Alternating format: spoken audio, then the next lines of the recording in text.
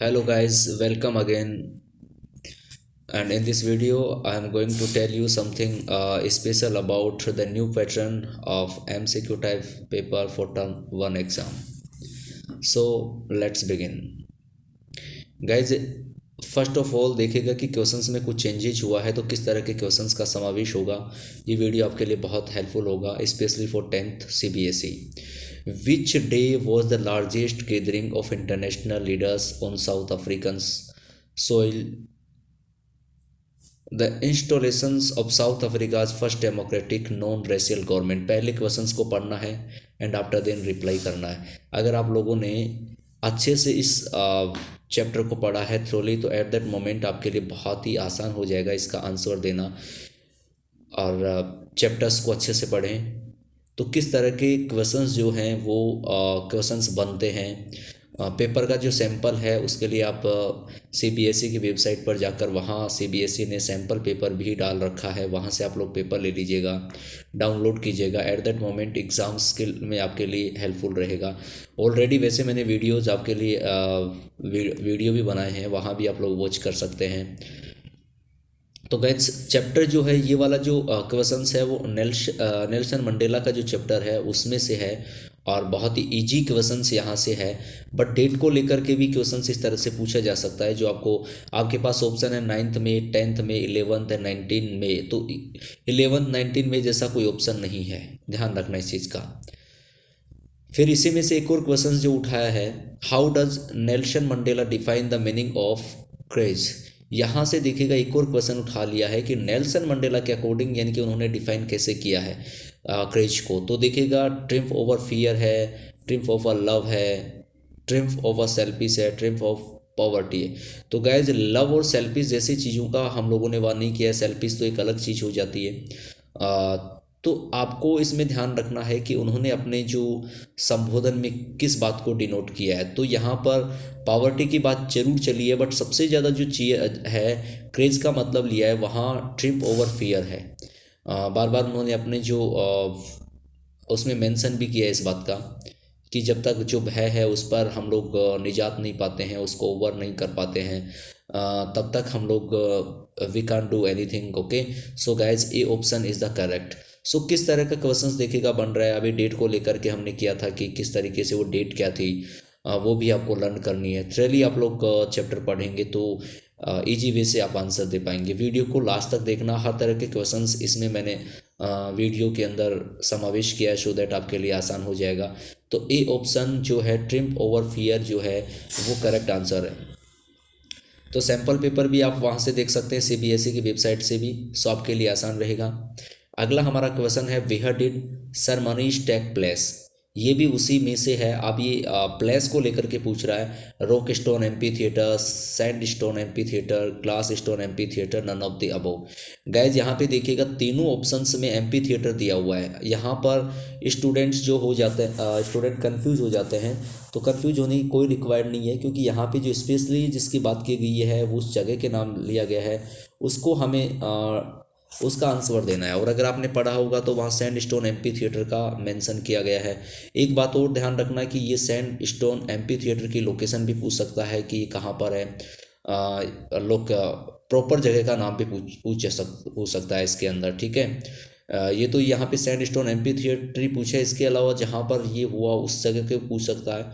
इसके अलावा sand stone question का भी स्पेशल क्वेश्चन बनता है, उसको भी आप लोग माइंड में तैयार रखें।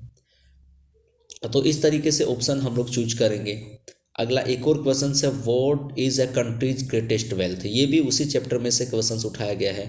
अब ये है कि कंट्री की ग्रेटेस्ट वेल्थ क्या किसको माना गया है। तो ये कह रहा है it's minerals, it's people, it's technology, none of the above. बहुत सारे स्टूडेंट्स ये सोचेंगे कि टेक्नोलॉजी बहुत इंपॉर्टेंट है और बहुत सारे लोग ये भी सोच रहे हैं कि मिनरल्स बहुत इंपॉर्टेंट होते हैं।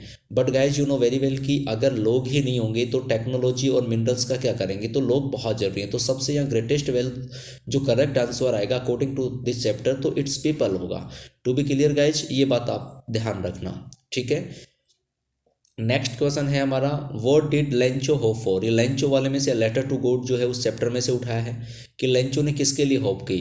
तो न्यू मोटरसाइकिल का कोई वर्णन नहीं है, बस ट्रैक्टर इस तरह की कोई उसकी डिजायर नहीं थी। फर्स्ट ऑफ ऑल सिंपल सा आंसर था, और उसमें वो ये सोचता है कि a good shower of rain for his crops, फसल के लिए अच्छी शावर की बात कर रहा है, बरसात की बात कर रहा है, शावर ऑफ रेन की बात कर रहा है। तो that's why A option is correct answer. तो क्वेश्चंस जो है वो एमसीक्यू टाइप के हैं और किसी भी तरह से बन सकता है। Why did Lencho need money, Lencho को मनी की रिक्वायर्ड क्यों थी? To save his family from hunger, ये फ्रॉम दो बार लिखा गया, एक बार पढ़ा जाए इसको। To buy new phone, to buy a home, both A and B. अब बहुत सारे स्टूडेंट्स ये भी सोचें तो बी वाला ऑप्शन तो कहीं हमारे आ ही नहीं रहा, होम की भी कहीं बात नहीं है। बट आपको पता है कि जो क्रॉप डिस्ट्रॉय हो गई थी और अपने फैमिली को भी सेव करना था, तो that's why to save his family from hunger is the correct answer. अगर आप लोगों ने भी ए ऑप्शन चूज किया है तो आपका आंसर बिल्कुल करेक्ट है। To be clear guys, who read the letter sent by Lencho, Lencho ने जो लेटर भेजा उसको किसने पढ़ा? यहाँ पे हिज सन है, हिज ब्रदर है, हिज कजिन है, द पोस्ट मास्टर, इसमें और भी ऑप्शन डाल सकता है, ध्यान रखिएगा। तो हमारे पास तो यहाँ पे सिंपल सा आंसर निकल करके आ जाता है, क्योंकि ब्रदर का तो मेंशन ही नहीं है चैप्टर में, कजिन का भी कहीं मेंशन नहीं है, तो ऑब्वियस सी बात है। और सन वगैरह का तो कोई यहाँ पर लेना देना ही नहीं था, क्योंकि सन का तो सिर्फ एक ही बार मेंशन किया गया है। तो the post master is the correct answer. फिर भी कंफ्यूज करने के लिए और भी कोई ऑप्शंस आपको दे सकते हैं, तो ध्यान रखने वाली बात है। What is the irony in this lesson, इस तरह की चीज़ें भी आपको पूछी जाएंगी। और ये वॉट इज़ द आयरनी, इसमें आयरनी कौन सी है? तो Lencho blame the post office employees who in fact help him, post master laughed, और बोथ ए एंड बी। बहुत सारे स्टूडेंट जब बोथ ए एंड बी आता है तो इसी को टिक करने की कोशिश करते हैं, बल्कि आंसर होगा A. What was the subject on which she had to write, तो सब्जेक्ट पूछा गया necessity of walking, necessity of talking, necessity of books, necessity of movies. ये वाला नेक्स्ट चैप्टर में से है। तो यहाँ से देखिएगा कि बुक्स मूवीज को लेकर के भी आपको कंफ्यूज होगा, बट आपको पता है कि टॉकिंग को लेकर के उसको इस बात के लिए किया गया है। तो necessity of talking is the correct answer. It means B is correct option. Guys बहुत नज़दीकी ऑप्शन हैं, ध्यान रखना, कंफ्यूज होने की आवश्यकता नहीं है। What was the topic of essay writing, oh sorry, what was the topic of essay written by N, N वाले चैप्टर में से जो भी क्वेश्चंस किया था वो भी इसी में से था। तो ये कह रहा है कि my diary, a chatter box, a letter box, world of devils. तो वर्ल्ड ऑफ डेविल्स का कोई पॉइंट नहीं आया, और यहाँ पर ए चैटर बॉक्स के रूप में था।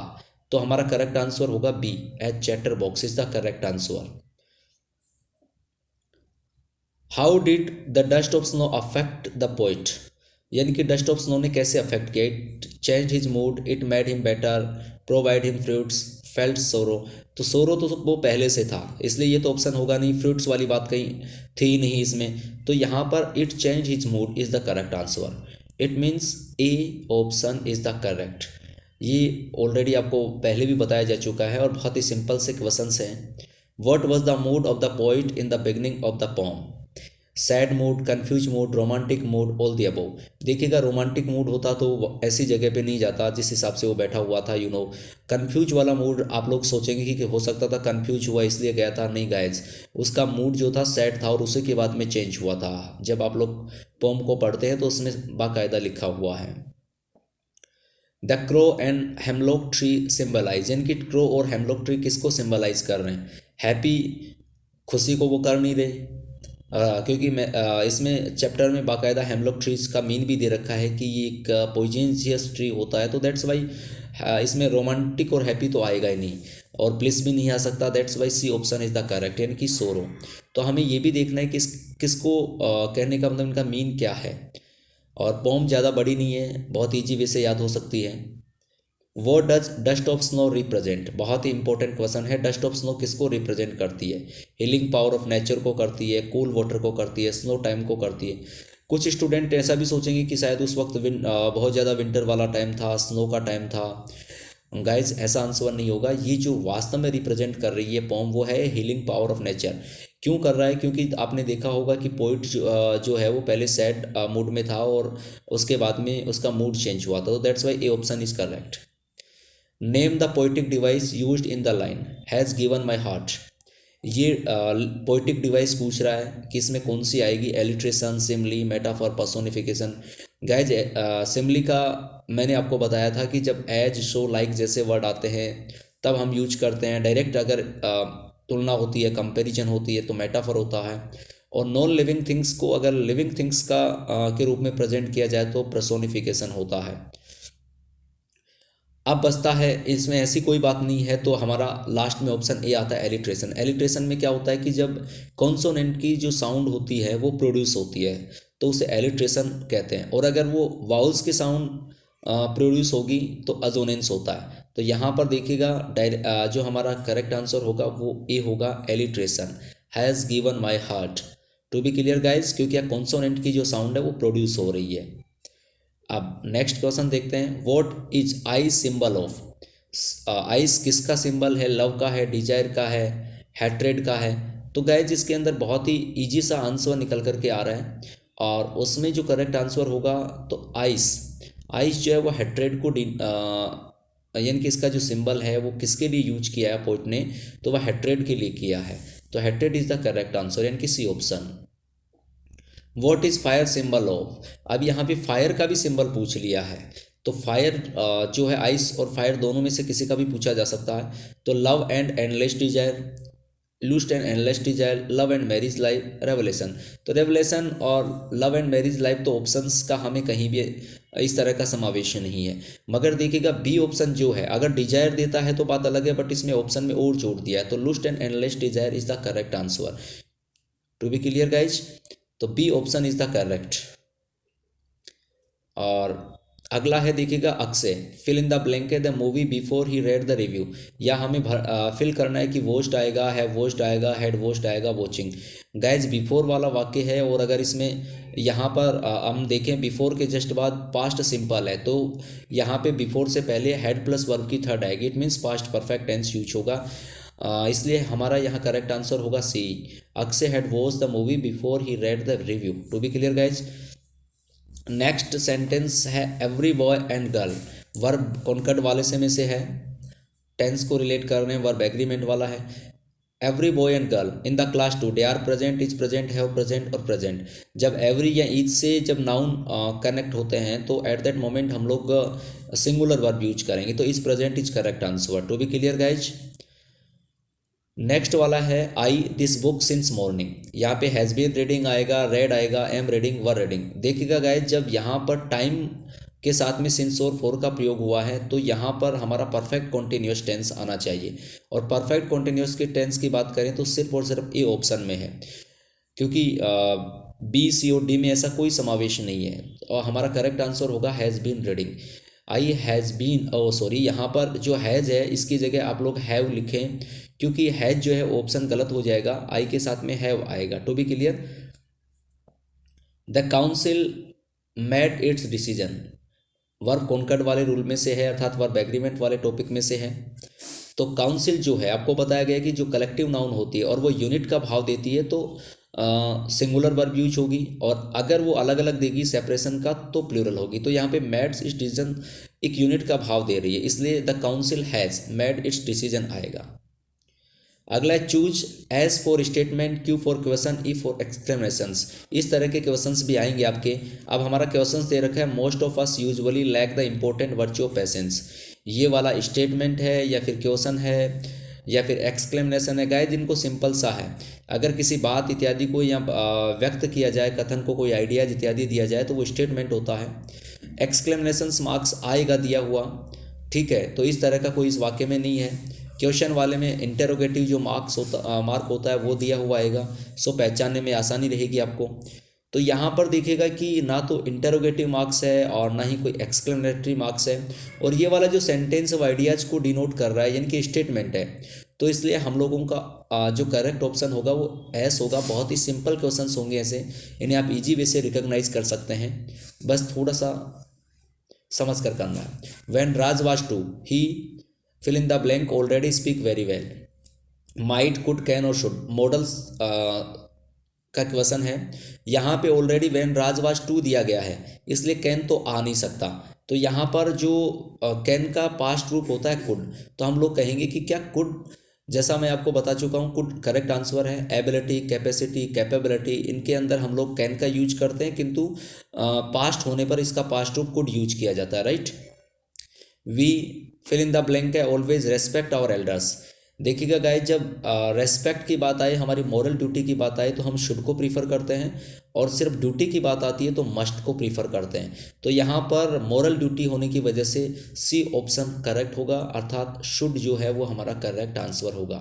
To be clear guys, when writing a letter to an editor which way of closing a letter would be best, यानी कि लेटर वाले ऑप्शन में से है, कंपोजिशन पार्ट में से है, तो कौन सा बेटर रहेगा, yours sincerely, yours obediently, yours all the best. तो देखो ऑल दी बेस्ट का तो यहाँ कोई सवाल ही पैदा नहीं होता, इन एडिटर को लिख रहे हैं। ओबिडेंटली भी नहीं आएगा, क्योंकि ये आप लोग स्कूल इत्यादि में लिखते हैं, कॉलेज में तब तो चलता है, बट यहाँ तो ओबिडेंटली का सवाल ही नहीं होता। अकेला योवर्स लिखा नहीं जाता, तो yours sincerely is the correct answer. तो ए ऑप्शन जो है वो करेक्ट आंसर होगा guys. To be clear, because यहाँ पे एन एडिटर को लेटर लिख रहे हैं हम लोग। टू बी क्लियर, तो इस बात का ध्यान रखेंगे। The main point is written in which part of a letter. अगला सवाल है कि मेन पॉइंट कहाँ लिखा जाता है, बॉडी में, क्लोजिंग में, पोस्ट स्क्रिप्ट में, ओपनिंग में। तो काफ़ी सारे स्टूडेंट ये सोचते हैं कि हम लोग ओपनिंग में ही कर देते हैं, ऐसा कभी नहीं होता, ध्यान रखना। क्योंकि शुरुआत में तो हम लोग जो है एड्रेस वगैरह लिखते हैं, डेट लिखते हैं, फिर रिसीवर्स एड्रेस वगैरह को डिनोट किया जाता है गाइज। तो एक पर फॉर्मा आपको बताया जा चुका है और उस पर फॉर्मा का फॉलो करना है। तो हम लोग जो मेन पॉइंट है वो बॉडी के अंदर लिखते हैं, इस बात का विशेष ध्यान रखेंगे। तो कहीं भी कोई मिस्टेक नहीं करनी है आपको। वीडियो को लास्ट तक देखना है और अपने साथियों के साथ शेयर करें, लाइक करें और चैनल को सब्सक्राइब करें, ताकि इसी तरह के वीडियोज आप लोग देखते रहें गाइज। और आई होप ये वीडियो आपके लिए मददगार साबित होगा, और सभी को एग्ज़ाम्स के लिए, सभी स्टूडेंट्स को टर्म 1 एग्ज़ाम्स के लिए best of luck guys. Thank you.